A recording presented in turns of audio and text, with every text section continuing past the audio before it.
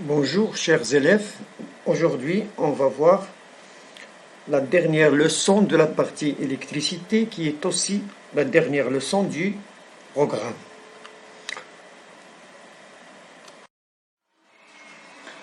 Alors donc, dans cette leçon on va voir la première partie de l'énergie électrique.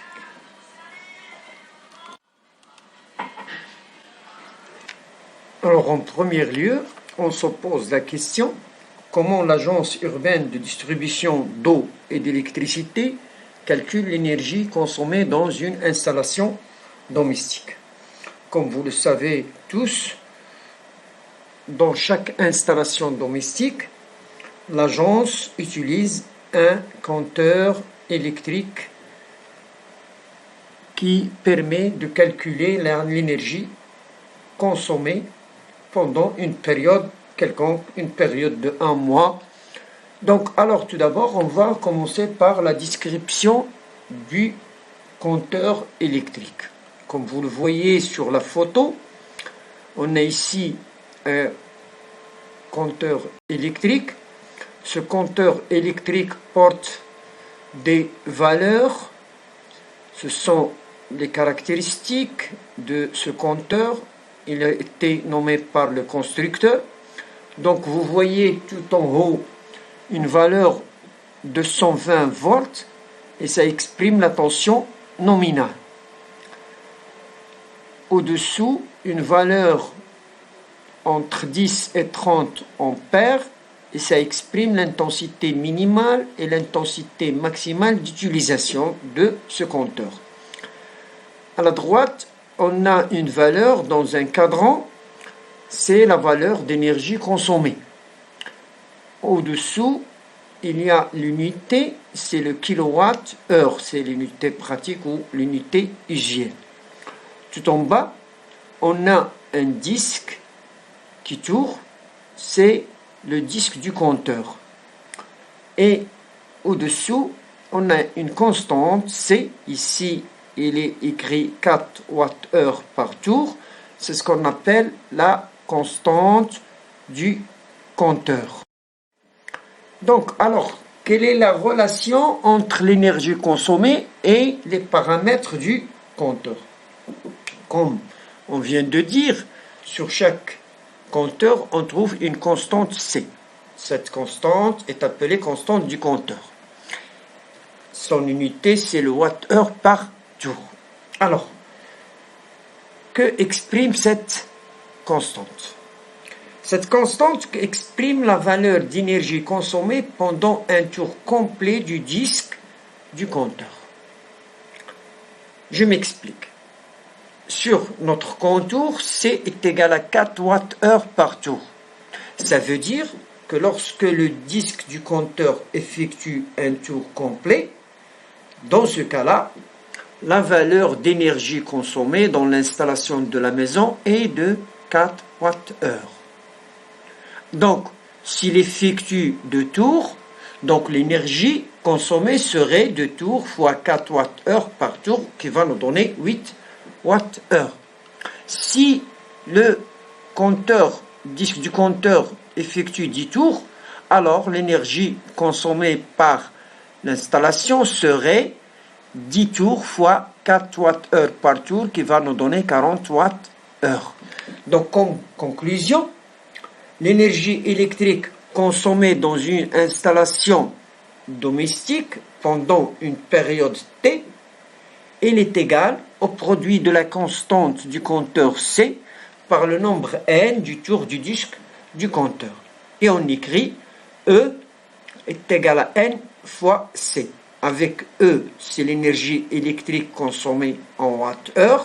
N, c'est le nombre de tours, bien sûr, effectués par le disque du compteur et les temps tours. C, c'est la constante du compteur en Wh par tour. D'où on peut déduire que si on veut calculer le nombre de tours de disque en utilisant la même formule, donc N est égal à E sur C. Et si on veut calculer la constante du compteur, donc C est égal à E sur N. Dans le deuxième paragraphe, on va savoir comment calculer l'énergie électrique consommée par un appareil électrique de puissance P. Alors, dans notre expérience, on réalise le montage électrique suivant.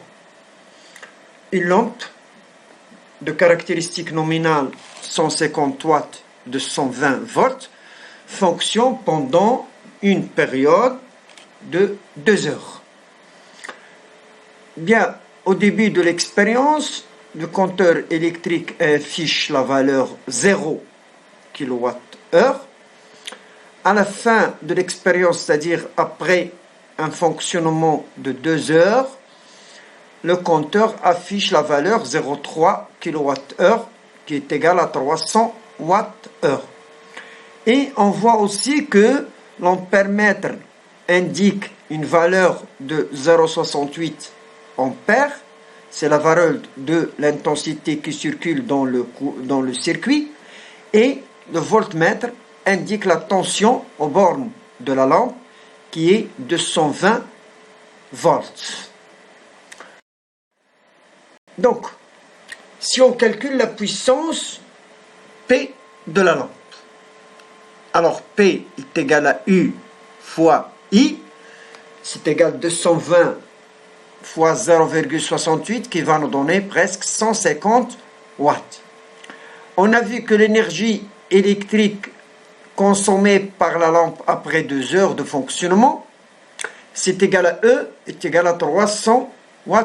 Il est donné par le compteur. Bon, calculons maintenant le produit P fois T et comparons-le avec l'énergie consommée E qui est indiquée par le compteur. Si on calcule le produit P fois T, donc on trouve P est égal à 150 watts, la période c'est T est égal à 2 heures, donc on trouve 300 Wh. Et on constate que E est égal à P fois T. Donc, comme conclusion, quand un appareil électrique de puissance P fonctionne pendant une durée T, ou on peut noter delta T, il consomme une énergie électrique E telle que E est égal à P fois T. Donc, et pour cela, on définit l'énergie électrique comme suivant. L'énergie électrique consommée par un appareil électrique de puissance nominale P quand il fonctionne pendant une durée T et E est égal à P fois T. Avec E, c'est l'énergie électrique en watts-heure, P, c'est la puissance nominale de l'appareil en watts, et T, c'est la durée de fonctionnement en heure. Puisque P est égal à U fois I, donc la valeur de l'énergie peut s'écrire E est égal à U fois I fois T. On remplace P par sa valeur U fois I. Avec E, l'énergie électrique en watts-heure, U, la tension nominale de l'appareil en volts, I, l'intensité du courant qui circule dans l'appareil en ampères, T, la durée de fonctionnement en heures. Bon, quelles sont les unités de mesure de l'énergie électrique? Donc là, l'unité internationale ou bien légale est le joule, dont le symbole J. Qu'est-ce que c'est que le joule? Le joule, c'est une énergie électrique consommée par un appareil de puissance nominale 1 watt qui fonctionne pendant une seconde. C'est-à-dire qu'on peut écrire que 1 joule est égal à 1 watt fois une seconde. On peut aussi utiliser d'autres unités secondaires telles que le watt-heure. Et d'après la définition du joule, alors 1 watt-heure est égal à 3600 joules.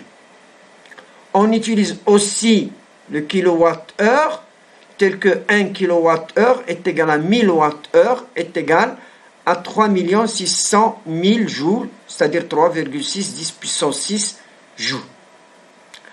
Donc, alors, comment peut-on convertir une énergie en watt-heure en joules? Donc, si on a une énergie exprimée en watt-heure et on veut la convertir en joules, on doit multiplier cette valeur par 3600. Le contraire, si on veut convertir une quantité d'énergie en joules en watts-heure, on doit diviser par 3600. Donc, remarque importante, le kilowattheure, ça s'appelle l'unité pratique de mesure de l'énergie électrique.